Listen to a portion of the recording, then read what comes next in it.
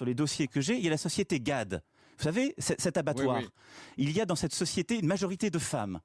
Il y en a qui sont, pour beaucoup, illettrés. Pour beaucoup, on leur explique, vous n'avez plus d'avenir à GAD. Bien sûr, c'est-à-dire que ce qui émerge en France, mais d'ailleurs partout dans l'ensemble des pays développés, c'est un immense conflit de classe inconscient. Il est inconscient parce qu'invisible. Il n'y a d'ailleurs pas une culture française. Il y a une culture en France. Elle est diverse, elle est multiple. La colonisation fait partie de l'histoire française. C'est un crime. C'est un crime contre l'humanité, c'est une vraie barbarie. Et ça fait partie de ce passé que nous devons regarder en face, en présentant aussi nos excuses à l'égard de celles et ceux vers lesquels nous avons commis ces gestes. La culture française, il y a eu beaucoup de débats sur le sujet de la culture française. Je profite pour faire une petite parenthèse. Je voyais les tracts que certains camarades distribuaient à l'entrée du building, très gentiment pour vous expliquer toutes les raisons pour lesquelles j'étais un odieux personnage. Ils disaient, Emmanuel Macron, il ne croit pas à la culture française. Bon, c'est défendu généralement par des gens qui ont oublié de lire, pensent que la culture française relève, je cite le programme d'un de mes opposants, de l'art français. Bon. J'ai dit, il n'y a pas une culture française. Mais c'est la vérité. Ou alors que ceux qui disent cela aillent me dire si Picasso, Chagall et quelques autres sont dans la culture française, dans leur définition. Parce que moi, l'art français, je ne l'ai jamais vu. Il y a des cultures. Et il y a bien une culture qui est en France. Nous avons notre culture, notre littérature, notre peinture, nos valeurs qui vont avec, notre langue, qui est ce qui nous tient. Et c'est la fierté de ce pays. Mais cette culture s'est toujours vécue avec des racines profondes, mais comme éminemment ouvertes, généreuses, accueillant les talents de l'étranger. Vous avez un nouveau monde d'en haut, une nouvelle bourgeoisie qui n'assume pas une position de classe, donc elle est dans l'invisibilité, dans un espèce de brouillage de classe très confortable.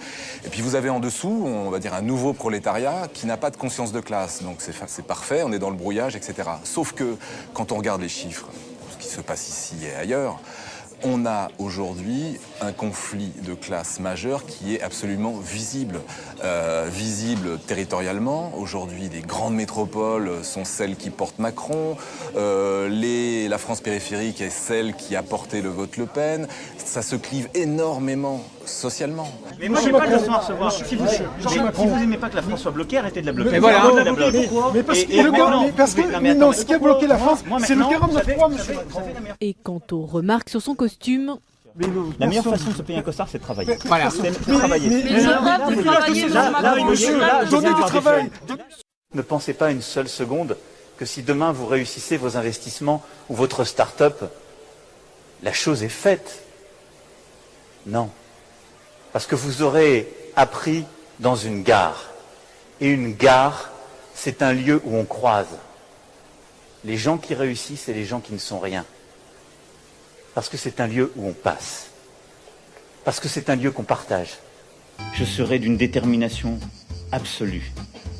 Et je ne céderai rien. Ni aux fainéants, ni aux cyniques, ni aux extrêmes. Emmanuel Macron fait d'abord l'éloge du peuple danois, puis se risque à une comparaison. Et ce peuple luthérien qui a vécu les transformations des dernières décennies n'est pas exactement le Gaulois réfractaire au changement, mais encore que. Vous êtes inscrit à Pôle emploi? Ouais. J'ai beau envoyer des CV, lettres de motivation, ça fait rien. Mais vous voulez travailler dans quel secteur? De base, je suis horticole et j'ai envoyé partout dans les mairies, ils prennent pas. Mais si vous êtes prêt et motivé, je veux dire, dans l'hôtellerie, le café, la restauration, dans le bâtiment, il n'y a pas un endroit où je vais où ils ne me disent pas qu'ils cherchent des gens. Hôtel, café, restaurant, je traverse la rue, je vous en trouve, ils veulent simplement des gens qui sont prêts à travailler, avec les contraintes du métier. Ouais, bah ouais. Moi, personnellement, ça me pose pas de problème. Je donne mon CV, il me rappelle jamais. Non, mais Vous faites une rue, là, vous allez à Montparnasse, par exemple, vous faites la rue avec tous les cafés et les restaurants. Franchement, je suis sûr qu'il y en a un sur deux qui recrute en ce moment. Les langues que nous entendons depuis notre enfance et jusque dans les rues de nos métropoles sont innombrables, comme sont différentes les conditions d'existence de nos populations. Mais cette famille, si bigarrée, si chatoyante, si vibrante, diverse, coruscante, elle est unie. Unie avant toute chose par une langue. Cette langue que chacun d'entre nous, avec nos accents, nos tournures, nos particularités, nous faisons vivre de manière plurielle, mais dans laquelle nous nous comprenons intimement. Cette langue n'appartient à aucun d'entre nous, mais est la propriété de tous. Elle s'est émancipée de son lien avec la nation française pour accueillir tous les imaginaires, ceux de Senghor et de Ionesco, de Milan Kundera et d'Alain Mabanckou, de Charles Aznavour et de Youssou N'Dour, de Modiano comme d'Amin Mahalouf.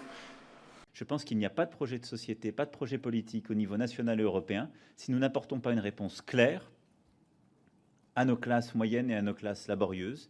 Puisqu'il y a un fait majeur dans l'ensemble des démocraties occidentales, qui est le grand secret finalement, c'est la disparition de la classe moyenne traditionnelle.